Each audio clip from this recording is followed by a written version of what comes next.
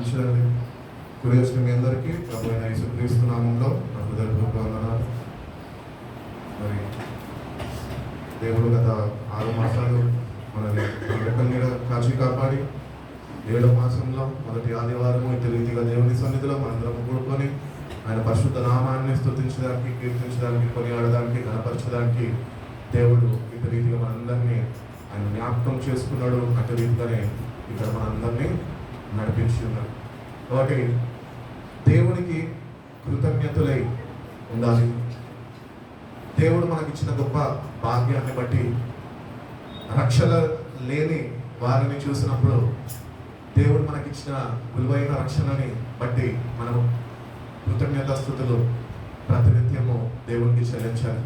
దేవుడు మన దగ్గర నుంచి ఏమి ఆశిస్తున్నాడు అంటే, నువ్వు ప్రతినిత్యము దేవదూతల వలె ఆయనని స్తుతించేవాడిగా ఉండాలని. హల్లెలూయా. కాబట్టి దేవుణ్ణి స్తుతించేవారుగా మనము అలవాటు చేసుకోవాలి. దేవుడు ఏదో మేలు చేసినప్పుడైనా స్తుతించడం కాదు, మందిరానికి వచ్చినప్పుడైనా స్తుతించడం కాదు, లేకపోతే జాబ్ వచ్చిందనైనా స్తుతించడం కాదు, వివాహము కుదిరింది అంటే అయినా స్తుతించడం కాదు, మరేదో అని కాదు. కానీ నువ్వు ఎట్టి పరిస్థితుల్లో గుండా నువ్వు వెళ్తున్నప్పటికీ కూడా నువ్వు దేవుణ్ణి స్తుతించడము మానద్దు. ఎందుకు అంటారా? ఎందుకంటే ఆ విలువైన రక్షణని నీ కొరకిచ్చాడు. తన ప్రాణంని అర్పించి నిన్ను ప్రేమించి ఆయన పరము విడిచి ఈ భూమిపైకి దిగి వచ్చి నిన్ను అంతగా కోరుకున్నాడు. ఆయనతోని యుగ యుగాలు ఆ పరిశుద్ధ రాజ్యంలో, పరలోక రాజ్యంలో నువ్వు ఉంటావని ఆయన కోరుకున్నాడు. కాబట్టి దేవుని బిడ్డలుగా రక్షణ పొందుకున్న మనము, క్రీస్తు రక్తంలో కడగబడ్డ మనము కూడా దేవుణ్ణి ప్రతినిత్యము స్తుతించడము నేర్చుకోవాలి. ఏదో మేలు జరిగినప్పుడు కాదు, మన నోట ప్రతినిత్యము ఆయన స్తుతి ఉండాలి. కాబట్టి we have to be always praising God in our lives. దేవుడు ఏ పని చేసినా మన జీవితాల్లో జరిగించకపోయినా మనమైతే స్తుతించడము మానద్దు అని దేవుడు కోరుకుంటున్నాడు. కాబట్టి మన జీవితాల్లో నువ్వు సంతోషంగా ఉన్నావేమో, దుఃఖంగా ఉన్నావేమో, కన్నీళ్ళ మయంలో ఉన్నావేమో, బాధతో ఉన్నావు, వేదనతో ఉన్నావేమో, ఏ స్థితిలో నువ్వు ఉన్నప్పటికీ కూడా నువ్వు ఆయనని స్తుతించాలి. ఎందుకు ఆయననే స్తుతించాలి అంటే, ఆయన సృష్టికర్త, ఆయన దేవుడై ఉన్నాడు. ఆయన నిన్ను ఆయన స్వరూపంలో ఆయనని చేసుకొని ఉన్నాడు. కాబట్టి దేవుణ్ణి స్తుతించడము మనము ఎప్పుడు మానద్దు. ప్రతినిత్యము స్తుతించేవారుగా ఆ స్తుతులని మనం అలవాటు చేసుకుంటే కనుక ప్రతినిత్యము ఆయనని స్తుతించేవారు ఉంటాం. యెషయా గ్రంథకర్త తెలియజేస్తుంటాడు కదా, నిత్యము దేవదూతలంట గాన ప్రతిగానాలతోని పరిశుద్ధుడు పరిశుద్ధుడు పరిశుద్ధుడు అని ఆయనని స్తుతిస్తూనే ఉంటారంట. కాబట్టి ఈ యాత్రని మనము ఈ భూమి మీద ముగించుకున్నాక మనము కూడా మహిమ శరీరము ధరించుకొని మనము కూడా పరలోక రాజ్యం చేరినాక మనకు ఒకటే పని, దేవుణ్ణి స్తుతించడం. హల్లెలూయా. కాబట్టి అది ఇక్కడ మనము అలవాటు చేసుకుంటేనే అక్కడ మనకి స్థానము దక్కుతుంది. కాబట్టి మన జీవితాల్లో ఎట్టి పరిస్థితులు ఎదుర్కొంటున్నప్పటికీ ఆల్వేస్ కీప్ ప్రైజింగ్ గాడ్. యోబు జీవితం చూసినట్లయితే, యోబు వంటి వాడు ఎవరు ఈ భూమి మీద లేడు. ఆయన నీతిమంతుడు, యథార్థం కలిగిన వాడు, అటు రీతిగానే చెడుని విసర్జించిన వాడు. అన్ని దేవుడు యోబు జీవితంలో సమకూర్చి చక్కగా కుటుంబాన్ని సంరక్షించుకొని దేవుడు నడిపిస్తుండగా ఆయన దేవుడిని స్తుతిస్తూనే ఉన్నాడు. ఎప్పుడైతే అన్ని దేవుడి అనుమతి ద్వారా ఆయన దగ్గర నుంచి తీసివేయబడ్డాయో అప్పుడు కూడా దేవుడిని స్తుతించడము మానలేదు. ఆయన భార్య వచ్చి అంటది, ఇంకెందుకు దేవుడిని స్తుతిస్తావు, నువ్వు ఆయనని దూషించి నువ్వు చనిపో అని. మూర్ఖురాలు వల్ల నువ్వు మాట్లాడద్దు. కాబట్టి ఎవరైతే మూర్ఖపు స్వభావం కలిగి ఉంటారో వాళ్ళు దేవుడిని గుర్తించారో, అట్టి రీతిగానే దేవుడిని స్తుతించే అనుభవం వాళ్ళకి తెలియదు. అందుకని మనము మూర్ఖుల వలె కాక మనము దేవుని బిడ్డల వలె మన జీవితాన్ని మనం మార్చుకోవాలి.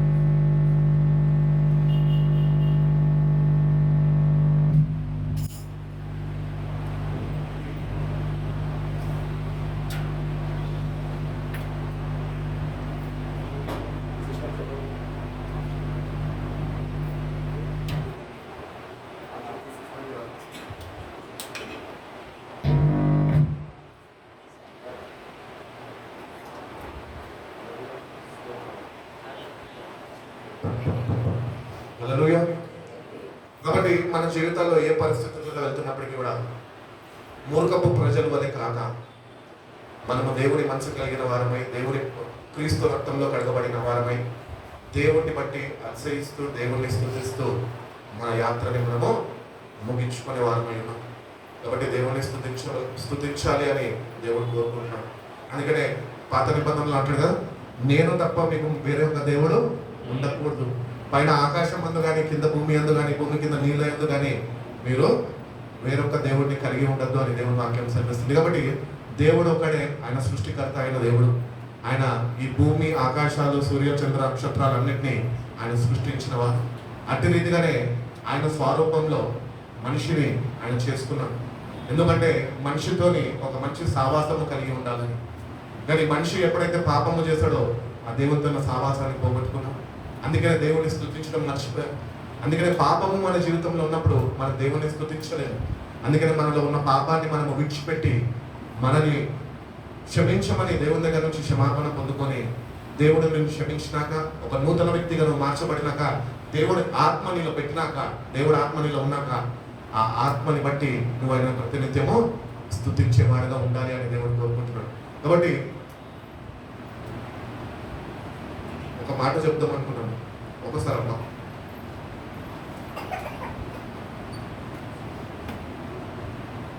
కాబట్టి దేవుడు నిన్ను నన్ను ప్రేమించి తన ప్రియ కుమారుడిని మన కొరకిచ్చాడు. ఆయన నిన్ను నన్ను ప్రేమించి తన ప్రాణాన్ని ఆయన అర్పించి ఉన్నాడు. అర్పించి తిరిగి మళ్ళీ తండ్రి దగ్గరికి వెళ్ళిపోయి ఉన్నాడు. ఆయన మనతో వాగ్దానం చేస్తున్నాడు, నేను మిమ్మల్ని అనాథులుగా వదలను, నా పేరట నేను తండ్రిని అడుక్కొని మరొక ఆదరణకర్తని మీ వద్దకు నేను పంపిస్తాను అన్నాడు. మరి ఎంతమంది నిజంగా పంపించిన ఆదరణకర్త అయిన దేవుణ్ణి కలిగి జీవిస్తున్నాం? కాబట్టి if you repent you will receive. Without repentance you can't receive the gift of the Holy Spirit. కాబట్టి మారు మనసు చెందాలి. నిజమైన మార్పు దేవుడి దగ్గర నుంచి కోరుకుంటున్నాడు. ఒకడు నీటి మూలంగానో చెప్పాలి, ఆత్మ మూలంగాను వాడు చెప్పేస్తేనే కానీ వాడు పరలోక రాజ్యం వెళ్ళలేడు. కాబట్టి నీటి మూలంగా, ఆత్మ మూలంగా కూడా మనము బాప్తిజము అనుభవంలోనికి నడిపింపబడాలి. అందుకనే మనము ఫస్ట్ రిపెంటెన్స్ అనేది మనలో ఉండాలి. If you repent, God is telling you that you will receive the gift of the Holy Spirit. కాబట్టి నిజమైన మార్పు నీలో ఉన్నదా? క్రీస్తుని తెలుసుకున్నావు, ఆయన లోకరక్షకుడని తెలుసుకున్నావు, నీ పాపాలు నిమిత్తము ఆయన కల్వరి శిలువలో ప్రాణాన్ని అర్పించాడు, రక్తాన్ని చిందించాడు, పాప క్షమాపణ నీకు అనుగ్రహించాడు, నిన్ను కూడా నీతిమంతుడుగా, నిందారహితుడుగా ఆయన తీర్చిదిద్ది ఉన్నాడు అని నువ్వు తెలుసుకున్నావు. కానీ నువ్వు ఇంకా నీ మనసు మార్చుకోలేదేమో. నువ్వు మార్చుకొని విధానం ఏదైతే నీలో ఉన్నదో, అందుకనే నువ్వు దేవుడు అనుగ్రహిస్తున్న పరిశుద్ధాత్మని నువ్వు పొందుకోలేకపోతావు. అందుకనే రిపెంటెన్స్ అనేది మనలో ఉంటే we can receive the gift of the Holy Spirit. కాబట్టి దేవుని యొక్క ఆత్మతోనే నింపబడాలా, ఆత్మతోనే నడిపింపబడాలి. ఏ కాలంలో ఉన్నామండి మనం? ఏ కాలంలో ఉన్నాం అమ్మా? కృపాకాలం. ఇంకే కాలం ఇంకా ఎక్స్పెక్ట్ చేసిన వర్షాలు లేవు, అయినా కూడా వర్షాకాలం అని చెప్తారని ఎక్స్పెక్ట్ చేసిన. ఇంకా పోయే కాలం. సీజన్స్ అనేవి ఉంటాయి. ఈ సీజన్స్ లో మనము ఏమి ఆశిస్తామంటే చేంజ్ని ఆశిస్తాం, మార్పుని. ఎండల తీవ్రత ఎక్కువ ఉందనుకో, ఎండాకాలం పోతే వర్షాకాలం వస్తేనే వర్షాకాలం మార్పు కొరకు ఎదురు చూస్తాం. అటు రీతిగానే విశ్వాసంలోకి వచ్చిన మనము, దేవుడు కూడా విని విని విని విశ్వాసము తెచ్చుకోవాలని చెప్తున్నాడు. వినుటి వల్ల విశ్వాసం వస్తున్నాడు అని దేవుడు చెప్తున్నాడు. అటు రీతిగానే దేవుడు మనము మానవులై ఉండి ఎండాకాలం వద్ద వానకాలం వస్తుందని ఒక మార్పు కొరకు ఎదురు చూస్తున్నామో, రక్షణ పొందుకున్న నువ్వు కూడా విని విని విని విని అటు రీతిగానే ఉంటే దేవునికి ఇష్టం లేదు. దేవుడి దగ్గర నుంచి ఒక మార్పు కోరుకుంటున్నాడు. కాబట్టి మారిన నువ్వు దేవుని ఆత్మని కలిగి జీవించాలి. ఆత్మ లేనివాడు నావాడు కాదనేసి, ఎందరైతే ఆత్మ చేత నడిపింపబడతారు వాళ్ళు మాత్రమే దేవుని కుమారులు అని కూడా ముందుగానే చెప్పేశాడు. కాబట్టి రక్షణ పొందుకున్న మనము దేవుని యొక్క ఆత్మ కొరకు కనిపెట్టుకొని ఆయన సన్నిధిలో వేచి ఉండి ఆయన బ్రతిమలాడుకొని వేడుకొని నువ్వు దేవుడి యొక్క ఆత్మని పొందుకోవాలి. ఇది ఏ కాలము అంటే ఇది ప్రభు ఆయన త్వరగా వస్తున్న సమీపమైన కాలం. ప్రభు రాకడ దినాలు, ప్రభు నీ కొరకు నా కొరకు ఆయన త్వరగా మధ్యాకాశంలో రాబోతున్నాడు. ఆయన నిన్ను ప్రేమించాడు, నిన్ను రక్షించుకున్నాడు, ఆ రక్షణ నీకు ఉచితంగా ఇచ్చి ఉన్నాడు. ఆ రక్షణను నువ్వు కాపాడుకుంటే ఆయన మళ్ళా వచ్చి ఆయన ఉండే స్థలంకి నేను తీసుకొని వెళ్ళడానికి ఆయన తిరిగి రాబోతున్నాడు. అందుకనే యోహాను సువార్త 14వ అధ్యాయంలో అంటాడు కదా, మీ హృదయాన్ని కలవరపడనియద్దు, నా తండ్రి ఏంటి అనేక గృహాలు ఉన్నాయి, నేను వెళ్ళి వాటిని సిద్ధపరిచి నేనుండే స్థలంలో మీరు కూడా నాతో ఉండే రీతిగా నేను మళ్ళా వచ్చి నేను మిమ్మల్ని తీసుకొని వెళ్తానన్న దేవుడు నమ్మదగిన వాడు. హల్లెలూయా. మనము నమ్మదగిన వారు కానప్పటికీ ఆయన నమ్మదగిన దేవుడు. కాబట్టి మనము నమ్మదగిన వారం కాదు అని బైబిల్ చెప్తుంది, దేవుడే చెప్తున్నాడు.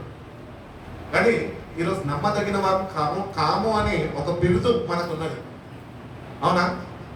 ఎవ్వడు నమ్మదగిన వాడు కాదు, కానీ దేవుడు నమ్మదగిన వాడని నీకు తెలుసు కదా. ఈరోజు నువ్వు నమ్మదగిన వాడిని నీకు తెలుసు, నువ్వు నమ్మదగిన వాడివి కాదు. కానీ నువ్వేం చేయాలి తెలుసా? ఈరోజు నమ్మదగని నువ్వు ఈరోజు నీ నమ్మికని దేవుని దగ్గర కుదుర్చుకోవాలి.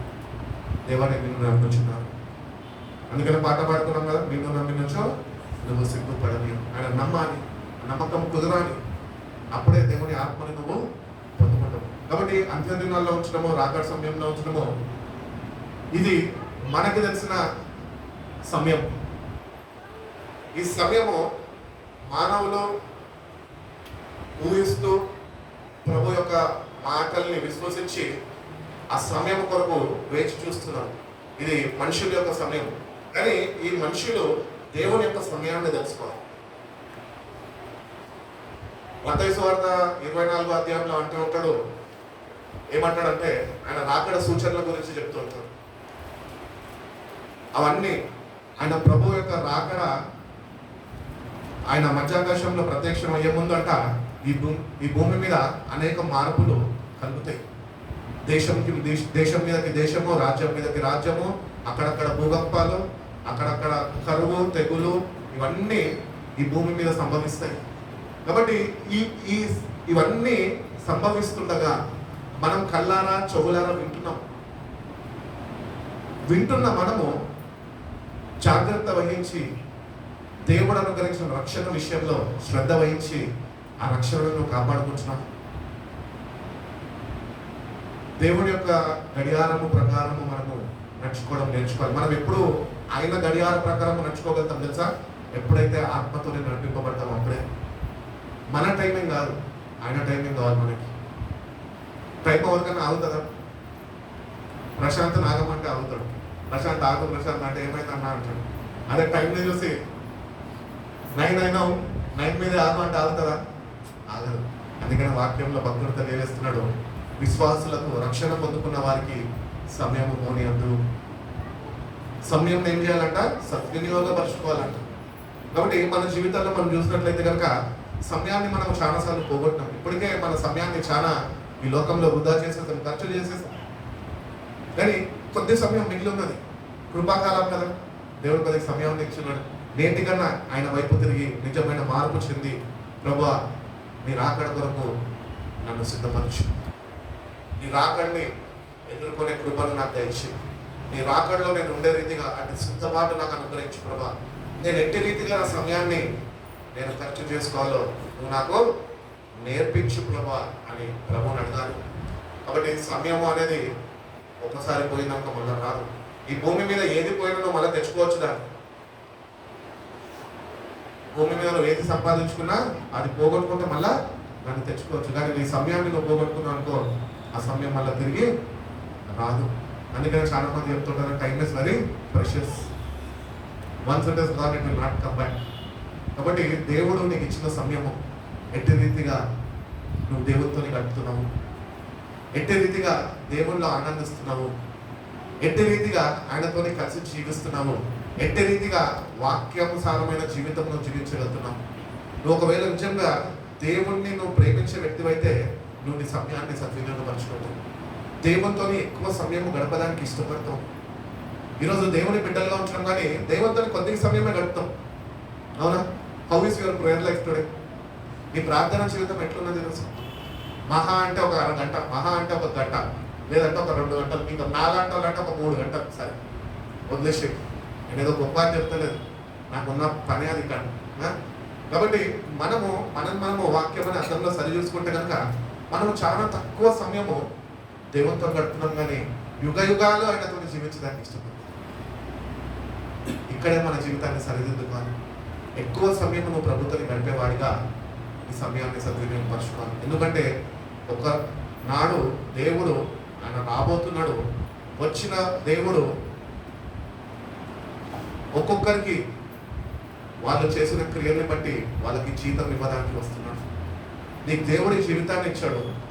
ఈ జీవితంలో చదువుకున్నావు, కాలేజ్ ఫినిష్ చేసుకున్నావు, ఇంటర్వ్యూస్కి వెళ్ళినావు, జాబ్ సంపాదించుకున్నావు, సంపదలో పడ్డావు. సంపాదించుకుంటూ ఆదివారం అయితే మందిరానికి వెళ్ళాలా, పాస్టర్ గారు చేసే ప్రైజులాడు పాస్టర్ గారు అని చెప్పాలా, నెల మొదటి వారం అయ్యేలాగే దశమ భాగం ఇచ్చేసారు నమ్మకంగా మళ్ళీ తిరిగి వెళ్ళిపోవాలి. ఇది ఒక రొటీన్ అయిపోయింది నీ జీవితంలో. ఇదే భక్తి అనుకుంటున్నావు. ఇట్లనే నేను ఉంటే రక్షింపబడతా అనుకుంటున్నావు. ఇటు రీతిగా నువ్వు ఉంటే కనుక నువ్వు రక్షింపబడవు. నీ పనులు నువ్వు చేసుకో. దేవుడు నేను పని చేయొద్దని చెప్పలేదు, నేను పని చేయమన్నాను. దేవుడు ఎంత సమయోచితమైన జ్ఞానము కలిగిన వాడంటే ఆయన మనకి సమయాన్ని ఆయన ముందుగానే సిద్ధపరిచి పెట్టాడు. 24 గంటలు ఇచ్చాడు. 8 గంటలు నువ్వు పని చేసుకో. 8 అవర్స్ నీ ఎడ్యుకేషన్ ఉంటే నువ్వు చదువుకో. 8 అవర్స్ దేవుని కొరకు ఖర్చు చేయి. ఇంకా మిగిలిన 8 అవర్స్ నువ్వు నీ శరీరానికి విశ్రాంతిని ఇచ్చేవాడిగా ఉండాలి. కాబట్టి ఫస్ట్ 8 అవర్స్ ఏమో నువ్వు పని చేస్తున్నావు, సంపాదించుకుంటావు. సెకండ్ 8 అవర్స్లో నీ ఇష్టానుసారంగా నువ్వు నీ పనులు నువ్వు చేసుకుంటున్నావు. ఇంకా 8 అవర్స్ ఏమో శుభ్రంగా నిద్రపోతున్నావు. మరి 24 గంటలు ఇచ్చిన దేవుడికి ఎంత సమయం ఇస్తున్నావు? దేవుడు ఎంత రోషం కలిగిన వాడంటే ఆయన ప్రతి ఒక్కటి ఆయన నీ దగ్గర నుంచి కోరుకుంటున్నాడు. దానికన్నా ప్రాముఖ్యంగా నీ సమయాన్ని కోరుకుంటున్నాడు. దశమ భాగము నువ్వు దేవునికి ఇస్తున్నావేమో నీ శాలరీ నుంచి. 1,00,000 రూపాయలు నీ జీతం అయితే ఒక 10,000 దేవుంది అని చెప్పి 10,000 ఇచ్చేస్తున్నావేమో. ఆ 10,000 దేవుని దృష్టిలో అంగీకారముగా దేవుడు దాన్ని స్వీకరించి నిన్ను ఆశీర్వదించాలంటే నీ సమయంలో కూడా నీ దశమ భాగం ఇవ్వాలి. అప్పుడే నీ దశమ భాగము దేవుడు అంగీకరించగలుగుతాడు. నువ్వు దేవునికి సమయం ఇవ్వకుండా నీ జ్ఞానాన్ని బట్టి, నీ హోదాన్ని బట్టి నువ్వు ఏదో డబ్బులు తీసుకుని ఆయనకి ఇచ్చేస్తే నాకు అవసరం నా డబ్బులు. ఆయన నిన్ను జ్ఞాపకం చేసుకొని నిన్ను ఆయన ఆశీర్వదించాడు కాబట్టి నువ్వు ఏదో సంపాదించగలుగుతున్నావు. కృతజ్ఞతుడై కానుక ఇయ్యాలా. అట్టి రీతిగా నీ కృతజ్ఞతుడై ఈ 10వ వంతు సమయము కూడా ఆయనతో గడిపేవాడిగా నువ్వు ఉండాలి. కాబట్టి యవనస్తులుగా ఉంటున్న మనము మన సమయాన్ని పోనీయద్దు. ఎక్కువ సమయము వీలైతే అలవర్చుకుందాం. ఏంటంటే ఎక్కువ సమయము దేవునితో గడిపేవారుగా, దేవుడిని స్తుతించేవారుగా, వాక్యాన్ని ధ్యానించేవారుగా, మన మనోనేత్రాలు వెలిగింపబడే రీతిగా వాక్య ధ్యానం మనకు ఉండాలి. ఏదో పై చదివేస్తే సరిపోదు, పై వినిస్తే సరిపోదు. నీకు వ్యక్తిగత అనుభవం ప్రభుత్వం ఉండాలి. ఏకాంతముగా ప్రభుత్వాన్ని గడపడం నువ్వు నేర్చుకోవాలి. అప్పుడే ఆ రక్షణ నిన్ను కాపాడుకోగలదు. కాబట్టి నీ సమయాన్ని నువ్వు పోనీయద్దు. ఎఫెసీయులకు రాసిన పత్రిక 5:16 అంటాడు కదా, make the best use of your time because the days are evil. దినములు చెడ్డవి గనుక మీరు సమయమును పోనివ్వక సద్వినియోగము చేసుకొనుచు అజ్ఞానుల వలె కాక జ్ఞానుల వలె నడుచుకున్నట్లు. అబ్బా, ఇదేంటి ఇప్పుడు చదివింది? హెచ్చరిక. దేవుడు హెచ్చరిస్తున్నాడు, వార్నింగ్ ఇస్తున్నాడు. బిడ్డ, దినములు చెడ్డవి, సమయంని పోనీయొద్దు. అంటే దేవుడు ఏం కోరుకుంటున్నాడంటే చెడిపోయిన ఈ లోకంలో నీ సమయాన్ని నువ్వు ఖర్చు చేయొద్దు, కానీ నీ సమయాన్ని సద్వినియోగపరుచుకో. అంటే ఎట్లా అప్పటికప్పుడు పట్టుకోమని కాదు, ఆయనతో గడపమని. సమయాన్ని సద్వినియోగపరచుకోవాలి, దేవునితో గడపాలి. ఒకవేళ మీ ఫ్రెండ్స్ అందరు నిన్ను రా మూవీకి వెళ్దామని చెప్పి మూవీకి తీసుకెళ్ళారనుకో, ఒక 3 అవర్స్ స్పెండ్ చేస్తావు కదా. అదే ఆ సమయం నేను సద్వినియోగపరచుకోవాలంటే ఏం చేయాలా? మీరు వెళ్ళండి, నేను రాను అని చెప్పి వాళ్ళని పంపించేసి రూమ్లో కూర్చొని ఫోన్ మాట్లాడడం కాదు, లేకపోతే పండుకోవడం కాదు, లేకపోతే ఏదో పని చేసుకోవడం కాదు, షెల్ఫ్లు క్లీన్ చేసుకోవడం కాదు. వాళ్ళని పంపించేసిన నువ్వు మోకరించి ప్రభుత్వాన్ని గడిపే అనుభవంలోనికి నువ్వు రావాలి. ప్రభుత్వాన్ని ఏకాంతముగా ముఖాముఖిగా అనుభవం నీకు కావాలి. కాబట్టి ఎందరైతే ఆయన వైపు చూస్తారో ఆయన మహిమ వాళ్ళ మీదకి ఉదయిస్తుందంట. కాబట్టి మన సమయాన్ని మనం చాలా పోగొట్టేసాం. ఇప్పటికే ప్రభుత్వాన్ని గడపాల్సిన సమయం మనము ఆయనతో గడపలేని వారిగా మనం ఈరోజు ఉన్నాము. నా జీవితాన్ని నేను చూసుకున్నప్పుడు కూడా చాలా బాధపడుతూ ఉంటాను. ఎందుకంటే యవ్వన ప్రాయంలో మా ఇంటి వారందరూ వాళ్ళు ప్రార్థన పూర్వకంగా సేవ చేయాలి, 10వ క్లాస్ అవ్వగానే సేవలో వాడబడాలి అని మా మేనత్త గారు మా ఇంట్లో వాళ్ళందరూ కలిసి నాకు ప్రార్థన చేసి తైలాభిషేకము చేసి నన్ను దేవుని సేవ కొరకు ప్రత్యేకపరిచి నన్ను వాళ్ళు ఆశించారు. ఎంతలో వీడు ఒక సేవ కూడా అవుతాడు, సంఘాన్ని నడిపించుకుంటాడు, అదే మాకు సంతోషము, అట్టి రీతిగా వీడిని చూడాలని. నేనేం చేశానంటే ఆ సమయాన్ని అంతా వృధా ఖర్చు చేసేసాను. వృధాగా ఫ్రెండ్స్ అంటూ తిరుగుతూ తాగుచూ ఇష్టానుసారంగా జీవిస్తూ సమయాన్ని అంతా పోగొట్టేశాను. ఇప్పుడు దేవుని సమయంలో దేవుడు నన్ను నిలబెట్టుకున్నాక దేవుడు నన్ను ఇటు రీతిగా పరిచయంలో ముందుకు నడిపిస్తుండగా ఇప్పుడు నేను నా గతాన్ని నేను ఒకసారి తలంచుకుంటే కనుక ఎందుకు నేను ఇటు రీతిగా చేశానని కేవలం బాధపడగలుగుతున్నా. కానీ ఆ పోయిన సమయాన్ని వల్ల నేను తిరిగి తెచ్చుకోలేని వాడను. ఎందుకు ఈ మాటలు చెప్తున్నా అంటే నీకు నీ జీవితంలో నీకు అనుగ్రహింపబడిన సమయాన్ని వృధా చేసుకో. ప్రభుత్వం నట్టు వాక్యాన్ని ధ్యానించు, వాక్యం చేత వెలిగింపబడి నీలో ఏ చీకటి ఉందో ఆ చీకటిని తొలగించుకునే శక్తి దేవుడికి ఇస్తాడు. కాబట్టి దేవునితో ఎక్కువ సమయము మనము గడపాలి. ఎందుకంటే దినములు చెడ్డవి. బైబిల్ చదివిస్తున్నది గర్జించు సింహము వల్లే ఎవరిని రెముదలమా అని అపవాది అయిన సాతాను తిరుగుతున్నాడంట. కాబట్టి మనము దేవుని కాపుదలలో భద్రపరచబడుతున్నాము. క్రీస్తు రక్తము చేత మనం కొనబడ్డం కనుక కృపలో దేవుడు మనం కాపాడుతున్నాడు. కృపలో కాపాడబడుతున్న మనము దేవుల్లో ఎక్కువగా జీవించే వారిగా మనం ఉండాలి. దేవుని వాక్యంలో ఎక్కువ ఎదుగుదల అనేది ఉండాలి. స్పిరిచువల్ గ్రోత్ అనేది కావాలి. ఆత్మీయ ఎదుగుదల మీకు కావాలి. ఆత్మీయ ఎదుగుదల కావాలంటే ఏం చేయాలి? మీటింగ్స్ ఉంటే మీటింగ్స్కి పోవాలా? మీటింగ్స్కి పోతే నేను ఒకటొకటి గమనించిన అందరిలో ఉన్న ఆత్మీయత పోగొట్టుకుంటాను. కొత్త స్నేహితులు దొరుకుతారు, ఉన్న ఆత్మీయతనే పోగొట్టుకుంటాను. కాబట్టి నువ్వు స్పిరిచువల్ గ్రోత్ అనేది నీ జీవితంలో నీకు కావాలి అంటే నువ్వు ఒంటరిగా ఉన్నప్పుడు ప్రభుని స్మరించేవాడుగా ఉన్నా. యవనుడా నీ యవన కాలం ముందు ఈ సృష్టికర్త అయిన దేవుడిని నువ్వు స్మరించు.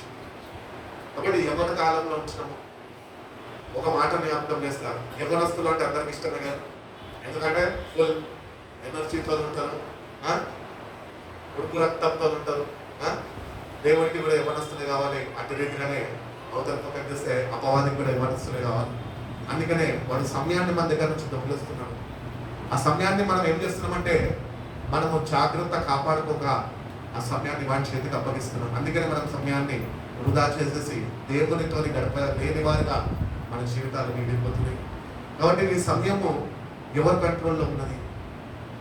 నీ సమయాన్ని ఎవరికి అధికారం ఇచ్చావు కంట్రోల్ చేయమని? నీ సమయము కంట్రోల్ చేయబడే వాళ్ళు ఇద్దరు వ్యక్తులు, ఒకటి దేవుడు, ఒకటి అపవాది. ఎవరు నీ సమయాన్ని దొంగిలిస్తున్నారు? మనం మన సమయాన్ని ఎవరు దొంగిలించకుండా ఉండాలి అంటే కనుక మనము దేవునితో గడిపేవారుగా మనం ఉండాలి. అప్పుడు మన సమయము సద్వినియోగపరచుకునే వారుగా ఉంటాం. అట్టి రీతిగానే దినములు చెడ్డవి, వాటి నుంచి మనము తప్పించబడతాము. ఈరోజు మనం తప్పించబడుతున్నామంటే మన వెనకాల అనేక పరిశుద్ధుల ప్రార్థనలు మనకు తోడుగా ఉన్నాయి. అట్టి రీతిగానే దానికన్నా ప్రాముఖ్యంగా కుమారుడు అయిన దేవుడు యేసుక్రీస్తు ప్రభు వారు తండ్రి కుడిపార్శ్వాన కూర్చొని నీ కొరకు నా కొరకు నేడు కూడా ఆయన విజ్ఞాపన చేస్తున్నాం. అందుకనే మనము ఈ చెడ్డ దినాలలో మనము కాపాడబడగలుగుతున్నాం. మన తల్లిదండ్రుల కన్నీటి ప్రార్థన ఈరోజు మనం కాపాడుతున్నది. మన వెల్ విషర్స్ ఎవరైతే స్పిరిచువల్ ఫీల్డ్లో ఉన్నారో వాళ్ళు కూడా మన గురించి ఎంతో ప్రయాసతోని వాళ్ళు ప్రార్థనలు చేస్తున్నారు. కనుకనే ఈ చెడ్డ దినములలో మనం కాపాడబడుతున్నామని ఇప్పుడు మర్చిపోవద్దు. నీ భక్తి నిన్ను కాపాడతలేదు, నీ ప్రార్థన జీవితం నిన్ను కాపాడతలేదు, నీలో ఉంటున్న వాక్యం నిన్ను కాపాడతలేదు. కానీ వాళ్ళు నీ కొరకు ప్రయాసపడి వాళ్ళు దేవుని సన్నిధిలో వేచి ప్రార్థిస్తున్నారు. కనుకనే ఈ చెడు దినాల్లో నువ్వు నేను కాపాడబడుతున్నాను. అందుకనే కాపాడబడుతున్న మనము ఇక మీదటి కన్నా సమయాన్ని పోనివ్వక సద్వినియోగపరచుకోవాలి. వాక్యము చేత పౌలు అంటూ ఉంటాడు కదా, మీరు వాక్యము చేత ఉతక స్నానము చేయబడాలి. ఏ మచ్చ డాగు లేకుండా ఆయన కొరకు ఆయన ఎదుట ఒకరోజు నిలబడాలి. ఆయన అట్టి రీతిగా ఎందరైతే ఆసక్తిని కనపరుస్తున్నారో ఆయన ఎదుట నిలబడడానికి, ఆయనని ఎదుర్కొనేదానికి, ఆయనతో యుగ యుగాలు జీవించడానికి వాళ్ళందరూ వాక్యము చేత ఉపస్నానం చేసుకుంటున్నారు. మన జీవితాల్లో కూడా ఎక్కువ వాక్యము కావాలి. వాక్యము చేత మన జీవితాలు కట్టబడాలి. Word is the foundation. ఈ వర్డే లేకపోతే నీకు స్థిరత్వం ఉండదు. అందుకనే ఎక్కువగా వాక్యం ధ్యానించండి. ఇంకా వీలైతే వాక్యాన్ని రాయండి. మా ఇంట్లో ఒక హ్యాబిట్ ఉంటుంది, ఏంటంటే వాక్యం రాయడానికి ప్రారంభిస్తారు. ఒకరు కీర్తనలు, ఒకరు సామెతలు అట్లా రాసుకుంటూ ఉంటారు. 30 దినాలు 30 అధ్యాయాలు అయిపోయింది కదా. ఆ ఒక్కసారి రాసినప్పుడు ఏమవుతుందంటే శ్రద్ధ వహించి పెన్ను పేపర్ తీసుకొని బుక్ తీసుకొని రాస్తావు కాబట్టి అవి ఎట్టయితే రాస్తావో అది నీకు జ్ఞాపకం ఉండిపోతాయి. అట్టి రీతిగానే ఎక్కువ ధ్యానిస్తావో అది నీ హృదయంలో భద్రపరచబడి అప్పుడు నీ ఆత్మీయ జీవితము కట్టబడినది దేవుని మీద. అట్టి రీతిగా వాక్యాన్ని మనము ధ్యానించేవారిగా, చదివేవారిగా, మన జీవితాన్ని కట్టుకునే రీతిగా వాక్యం మనకి చాలా అవసరమై ఉన్నది. అందుకనే వాక్యం చదవాలని దేవుడు కోరుకుంటున్నాడు. అందుకనే దేవుడు అంటున్నాడు, ఈ సమయాన్ని పోనివ్వ. ఇప్పటి నుంచి అన్న ఫోన్ మీద గడుపుతాం సమయం, అవునా? వాట్సాప్ చూస్తుంటే అట్లీస్ట్ ఎంత భక్తి పరులన్నా ఒక హాఫ్ అన్ అవర్, ఎందుకంటే మినిమం ఒక 250 to 60 కాంటాక్ట్స్ ఉంటాయి. అందరికీ మెసేజెస్ పంపించాలి. దాంట్లో ఒక 10 మంది అన్నా రిప్లై చేస్తారు. అదో బ్రదర్ ఎట్లున్నావు, వాడికి రిప్లై చేయాలి. అట్లా చూస్తూ ఉంటే వాట్సాప్ మీద ఒక 2-3 అవర్స్ గడిచిపోతుంది. దాని తర్వాత ఇమీడియట్లీ ఎక్కడికి వెళ్తాం? ఒక పుస్తకం, ఫేస్బుక్ వెళ్తాం. ఫేస్బుక్ మీద ఏమి కొత్త కొత్త రీల్స్ చూసుకుంటూ, లేకపోతే కొత్త కొత్త నోటిఫికేషన్స్ వస్తుంటే, బర్త్డేస్ వస్తుంటే విష్ చేసుకుంటూ, వీళ్ళు ఆన్లైన్ వస్తే వాళ్ళతో మాట్లాడుతూ అక్కడ ఒక 2 hours వేస్ట్ చేసేస్తాం. పోనీ అక్కడ వరకు అయిపోయిందంటే అక్కడికి సరిపోదు మనకి. మళ్ళీ వెంటనే ఎక్కడికి వస్తాము? ఇన్స్టాగ్రామ్. అక్కడికి వస్తాం మళ్ళీ అంతా చూస్తాము. అటు రీతిగానే సమయాన్ని వృధా చేసేస్తూ ఉంటాం. నీకు తెలియకుండానే నువ్వు నీకు పనికిరాని విషయాలలో నీ సమయాన్ని నువ్వు దుర్వినియోగపరుస్తున్నావు. సద్వినియోగపరచుకోవాలని దేవుడు చెప్తున్నాడు. నువ్వేం చేస్తున్నావు? అది దేనికి ఎక్కర్రాదు. ఇట్లా తీసుకొని ఫోటో పెట్టి ఫేస్బుక్లో అప్లోడ్ చేసినాకో లైక్లు వస్తాయి. లైక్లు వచ్చిన వాళ్ళు నీతో పరలోక రాజ్యం రావని గుర్తుపట్టు. ఒకవేళ నువ్వు కూడా వాళ్ళని వెంబడిస్తే నువ్వు కూడా వాళ్ళతో వెళ్ళిపోతావు, కానీ పరలోక రాజ్యం ఏమాత్రమో చేరు. అందుకని నీ సమయాన్ని పోనీ చూడడంలో తప్పులేదు, కానీ అన్నిటికీ ఒక సమయం ఉన్నది. సమయాన్ని సరిగ్గా మనము వాడాలి. అటువంటి జ్ఞానము నాకు దయచే ప్రభు అని దేవుడు. సమయోచితమైన జ్ఞానము మనకు కావాలి. ఎట్టి రీతిగా మనం ఉండాలా, ఎట్టి రీతిగా మనం నడుచుకోవాలా, ఎట్టి రీతిగా మనము ఇతరులతో కలిగి జీవించాలి, మనము దేవుడిని అడిగి నేర్చుకునేవారుగా మనం ఉండాలి అని దేవుడు కోరుకుంటున్నాడు. అదేవిధంగా మనం చూసుకున్నట్లయితే కొలసీలు రాసిన పత్రిక చూడండి. కొలసీలు రాసిన పత్రిక 4వ అధ్యాయం 5వ వాక్యం.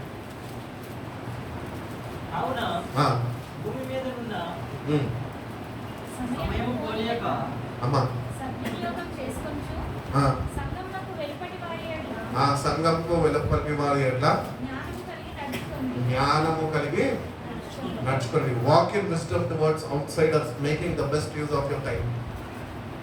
వెలుపటి వారు అంటే దేవుణ్ణి ఎరుగని వారు. వాళ్ళు ఇష్టానుసారంగా జీవిస్తారు. సమయము వాళ్ళకి తెలియదు, సమయం యొక్క విలువ వాళ్ళకి తెలియదు. కానీ తెలిసిన నువ్వు దేవుని జ్ఞానముతోని సరైన ప్రవర్తన కలిగి నువ్వు ఉండాలి. సరైన నడవడిక నీకు ఉండాలి. సరిగ్గా నడుచుకోవాలి. సమయోచితమైన జ్ఞానంతో దేవుడిని నింపినప్పుడు నీ పద్ధతులు, నీ అలవాట్లు, నీ వైఖరి, నీ నడక, నీ ప్రవర్తన ఇవన్నీ మారుతాయి. అందుకనే దేవుడి దగ్గర జ్ఞానము పొందుతారు. అందుకే మనం చూస్తూ ఉంటాం కదా, జ్ఞాని అయిన సొలొమోను దేవుడిని ఏమడిగాడు? జ్ఞానమే అడిగాడు. ఆయన జ్ఞానం లేకనా ఆయన సమయాన్ని గుర్తించాడు కనుకనే ఆ జ్ఞానాన్ని దేవుని దగ్గర నుంచి పొందుకున్నాడు. మనం కూడా జ్ఞానవంతులుగా జీవించాలని దేవుడు కోరుకుంటున్నాడు. నీకు ఇవ్వబడిన ఈ జీవితంలో నువ్వు దేవునికి ప్రతి ఒక్క నిమిషముతో సహా, ప్రతి ఒక్క సెకండ్తో సహా లెక్క అప్పచెప్పేవాడుగా ఉన్నామని ఎప్పుడు మర్చిపోదు. అందుకనే ఇప్పుడు వరకు ఏం చేసావో దేవుడు అడగలేదు, కానీ నేటి నుంచి ఏమి చేయబోతున్నావు అనేది తప్పకుండా దేవుడు అడుగుతాడు. కాబట్టి నేటి నుంచి అన్న సమయాన్ని గుర్తించి ఎక్కువ సమయము దేవునితో గడిపే వారిగా, ఆయన దృష్టికి అనుకూలంగా, అంగీకారముగా, ఆయనకి సమీపస్తులుగా, ఆయన ఆత్మతో నింపబడే వారిగా, ప్రేమతోని, సంతోషంతో, సమాధానంతో కలిగి జీవించేవారుగా మన జీవితాలు ఉండాలి అని దేవుడు కోరుకుంటున్నాడు. కాబట్టి సమయము నువ్వు ఎక్కువ దేవునితో గడపగలితే క్రీస్తు యొక్క స్వరూపంలోనికి నువ్వు మార్చబడతావు అని వాక్యం చదివిస్తుంది. కాబట్టి నీ పోలిక నన్ను మార్చు ప్రభావాన్ని ఆటవాడేస్తున్న మారు ఎక్కువగా నువ్వు ఆయనతోని గడిపితేనే ఆయన స్వరూపంలోనికి నువ్వు మార్చబడగలవు. అందుకని అంటూ ఉంటారు కదా, 6 నెలలు సావాసం చేస్తే వాడు వీడు వాడైతాడు. అంత అద్భుత మాటలే. లోకంలో సామెతలు ఎన్నో చెప్తారు, దేవుడికి పనికిరావాలి. కానీ దేవునితో గడిపితే కనుక నీ జీవితం మారుతుంది అని దేవుడు తెలియజేస్తున్నాడు. నువ్వు నీ జీవితం మార్చుకోవాలి అంటే దేవునితో నువ్వు నీ సమయాన్ని గడిపేవాడుగా ఉంది. నువ్వు మార్పు కోరుకుంటున్నావా నీ జీవితంలో? నీ జీవితాన్ని దేవుడు మార్చాలి అని ఇష్టపడుతున్నావా? ప్రార్థనకి వస్తే దేవుడు మార్చాడు, ప్రార్థన చేయించుకుంటే దేవుడు మార్చాడు, ఉపవాసాలు ఉంటే దేవుడు మార్చాడు. మరి నువ్వు ప్రతిదినము ఆయనతో సమయం గడిపితే నీ జీవితంలో మార్పు అనేదైనా కలుగుతుంది. కాబట్టి వెనకాల ఉన్న వాళ్ళ దగ్గర మీ ప్రవర్తన జాగ్రత్త కలిగి జీవించండి, జ్ఞానము కలిగి ప్రవర్తించండి అని దేవుడు తెలియజేస్తున్నాడు. కాబట్టి ఫ్రెండ్స్ అనగానే ఫ్రెండ్స్ దగ్గరికి వెళ్ళిపోతాము, సమయం నుంచి చూడము. కానీ ఒకటి చేస్తాం, ఏం చేస్తాం కదా, అంత ముచ్చట్లయిపోయినాక అయ్యా బాబోయ్ ఇంత టైం అయిపోయిందా అని చెప్పేసి అప్పుడు పరిగెట్టుకోండి. ఆ సమయంలో కానీ దేవుడు రాకడ వచ్చినంత విడవడిపోతా వాళ్ళతో జాగ్రత్త. అందుకే నేను సమయాన్ని ఏడా ఖర్చు పెడుతున్నాను. ఫ్రెండ్స్తో గడపద్దని దేవుడు చెప్పాలి. అది ఇక్కడ వరకు సమయము, అంతే సమయము. ఒకటి నిన్ను సరిచూసుకో వాక్యం అనే అర్థంలో ఏంటి తెలుసా? నీ దిన చరిత్రలో నువ్వు ఈ లోకంలో ఉన్న మనుషులతో ఎక్కువ సమయం గడుపుతున్నావా, లేకపోతే నిన్ను సృష్టించుకున్న దేవుడితో ఎక్కువ సమయంలో గడుపుతున్నావా? నిన్ను నువ్వు సరిచూసుకో. ఒకవేళ నువ్వు లోకస్తులుగా లోకంతో సమయం గడిపే వ్యక్తిగా నువ్వు ఉంటే నీ జీవితాన్ని సరిదిద్దుకో, దేవునితో గడపడం ప్రారంభించు. ఎందుకంటే సమయం చాలా విలువైనది, అది మళ్ళీ మనకు రాదు. అది దేవుని దగ్గర నుంచి మనకి అనుగ్రహింపబడ్డది. దాని యొక్క సమయానికి లెక్క అప్పచెప్పే వారంగా మనము ఉంటున్నాం. ఒకటి, don't waste your time. Teachers కూడా అదే చెప్తారు కదా స్టూడెంట్స్కి, hello don't waste your time చదువు. ఎందుకంటే ఉంటున్నాం అంటారు. ఎందుకు? సమయము పోతే రాదు అని వాళ్ళకి తెలుసు, కానీ స్టూడెంట్కి తెలుసా? వాడు తెలియదు. ఫెయిల్ అయినా అదే క్లాస్లో కూర్చుంటే అయితే వాడు తెలుసు. అందుకని సమయాన్ని గుర్తించలేని వారుగా మనం ఉండదు. కానీ పోయిన సమయం తిరిగి రాదు అని ఏ దినానికి ఆ దినం యొక్క సమయము దేవునికి ఇచ్చేవారుగా మనము ఉండాలి అని దేవుడు కోరుకుంటున్నాం. యోహాను సువార్త 12వ అధ్యాయం 35వ వాక్యం తీసుకొని మనం ముందుకు వెళ్దాం, ముగించేస్తాం. 12వ అధ్యాయము 35వ వాక్యం. అప్పుడు యేసు ఇంకా కొంతకాలము వెలుగు మీ మధ్యలో ఉండును, చీకటి మిమ్మల్ని కమ్ముకున్నట్లు మీకు వెలుగు ఉండగానే నడువుడి. చీకట్లో నడుచువాడు వాడు ఎక్కడికి పోవచ్చున్నాడో వాడు ఎరుగడు. మనందరం ఎవరు? చీకటి సంబంధమా వెలుగు సంబంధమా? మరి వెలుగు ఉన్నప్పుడే మన జీవితాన్ని సరిదిద్దుకోమని దేవుడు చెప్తున్నాడు. ఎందుకంటే చీకటి ఒకవేళ కమ్ముకుంటే మళ్ళీ వెలుగు నీ దగ్గరికి రాదు. అంటే దేవుడు అంటున్నాడు, రక్షణ భాగ్యము నేను నీకు ఇచ్చి ఉన్నాను, కృపాకాలము అంతం కాకమునుపై నీ జీవితాన్ని నువ్వు సరిదిద్దుకో. ఒకవేళ కృపాకాలము నీ జీవితంలో అది ఒకవేళ అంతం అయిపోతే మళ్ళీ రక్షణ పొందుకుంటా అంటే, మళ్ళీ నీ జీవితాన్ని మార్చుకుంటా అంటే మరొక తరుణము నీకు అనుగ్రహింపబడదేమో అని దేవుడు ముందుగానే జాగ్రత్త తెలియజేస్తున్నాడు. అందుకనే వెలుగు ఉన్నప్పుడే నీ జీవితాన్ని సరిదిద్దుకో. ఇంకా వెలుగు కొద్ది కాలమే ఉంటుందంట దేవుడు చెప్తున్నాడు. కొద్ది కాలమే అంటే బైబిల్ సెలవిస్తున్నది ఈ భూమి మీద చీకటి కమ్ముకునే రోజుల్లో మనం ఉంటున్నాము. చీకటి ఆల్రెడీ కమ్ముకున్నది. అపవాది యొక్క పరిపాలనలో ప్రజలు, దేశాలు, నాయకులందరూ నడుచుకుంటున్నారు. చీకటి ఆల్రెడీ కమ్మేసుకున్నది. ఎక్కడ చూసినా న్యాయం లేదు, ఎక్కడ చూసినా మోసమే. ఇటువంటి భయంకరమైన దినాల్లో ఉంచిన మనము దేవుడు వెలుగై ఉన్నాడు కనుక ఆ వెలుగులో ఉంటుండగానే మన జీవితాన్ని మనం సరిదిద్దుకోవాలి. ఆ వెలుగులో మనం జీవించడం నేర్చుకోవాలి. వెలుగుమయముగా మనం నింపబడాలి. వెలుగుతోని, దేవుడు అనుగ్రహించిన వెలుగుతోని మనము నింపబడాలి అని దేవుడు కోరుకుంటున్నాడు. కాబట్టి చీకటి మన దగ్గరికి రావద్దు. చీకటి ఎందుకు నీలో వస్తుంది అంటే నీలో వాక్యం లేనప్పుడు. భయం నీలో ఎందుకు వస్తుంది అంటే దేవుని ఆత్మ నీలో లేనప్పుడు. చీకటిని చూసి భయపడే వాళ్ళు ఉంటారు, అవునా? అప్పుడు వాళ్ళకి ఏం కావాలి? వెలుగు కావాలి, టార్చ్ లైట్ కావాలి. అప్పుడు వాళ్ళ ఉన్న భయము కాస్త తగ్గిపోతుంది. అందుకని మన జీవితాలు కూడా దేవుడు మనకి రక్షణ ఇచ్చాడు, ఆ వెలుగుని మన మీద ఇంకా ఉదయింపజేస్తున్నాడు. ఇంకా దేవుడు నిన్ను నన్ను అందరిని జ్ఞాపకం చేసుకున్నాడు. ఇంకా దేవుడి జ్ఞాపకం నుంచి మనము ఆయన మనల్ని మర్చిపోకునిపే మన జీవితాన్ని సరిదిద్దుకొని మనము దేవుని యొక్క వెలుగుతోనే నింపబడాలి. కీర్తనకారుడు అంటాడు 119, 105 అంటాడు కీర్తనకారుడు, నీ వాక్యము నా పాదములకు దీపమై ఉన్నది, నా త్రోవకు వెలుగై ఉన్నది. కాబట్టి the word of God should be a lamp unto your feet and a light unto your path. అది నీ త్రోవకు వెలుగై ఉండాలి. కాడాంధకారపు లోయలో నేను సంచరించిన ఏ అపాయముకు నేను ఎందుకు? వెలుగు ఆయనలో ఉన్నాడు, అందుకనే వెలుగు ఆయనతో ఉన్నది, ఆయన గుర్తెరిగినాడు, అందుకనే చెప్పగలుగుతున్నాడు. అదే రీతిగానే మన జీవితాలు కూడా వెలుగుతో నింపబడాలి. వెలుగు ఉన్నప్పుడే మన జీవితాన్ని మనము సరిదిద్దుకోవాలి. అందుకనే దేవుడు మరొకసారి జ్ఞాపకం చేస్తున్నాడు, ఇంకా ఈ వెలుగు కొద్ది కాలమే మీతో ఉంటుంది. ఈ భూమి మీదకి దేవుని ఉగ్రత దిగి రాబోతుంది. అట్టి రీతిగానే ఈ భూమి మీద నుంచి దేవుని వాక్యము ఆయన తీసివేయబోతున్నాడు. ఈ వాక్యము తీసివేయబడక మునిపే నీ జీవితాన్ని నువ్వు మార్చుకొని వాక్యానుసారమైన జీవితం కలిగి జీవిస్తూ దేవుని యొక్క పరిశుద్ధ రాకడ కొరకు నువ్వు నేను సిద్ధపడే వారిగా మనం ఉండాలి. ఆయనను ఎదుర్కోవాలి. యుగ యుగాలు ప్రభుత్వం జీవించేవారుగా ఆ మోక్షానికి మనం చేరాలి. అన్ని మతాలు చెప్తుంటాయి, మంచి చేస్తే స్వర్గము, చెడు చేస్తే నరకము. మంచి చేసే వాళ్ళందరూ స్వర్గానికి పోతే ఇంకా స్వర్గంలో స్థలం సరిపోదు. ఎందుకంటే ఎంతోమంది దాతలు ఉన్నారు మంచి చేసేవాళ్ళు. కానీ యేసు ప్రభు నిజమైన రక్షకుడు, లోకరక్షకుడు అని ఎందరైతే అంగీకరిస్తారో, ఆయన కొరకు జీవితాన్ని మార్చుకొని ఒక పరిశుద్ధమైన జీవితం ఆయన కొరకు జీవిస్తారో, అప్పుడు ఆయన వాళ్ళ కొరకు రాబోతున్నాడు. వచ్చిన వాడు ఆ పరిశుద్ధులందరినీ ఆయన ఎందుకు తీసుకొని వెళ్తాడు. కాబట్టి ఈ వెలుగు ఉన్నప్పుడే మన జీవితాన్ని సరిదిద్దుకున్నాము.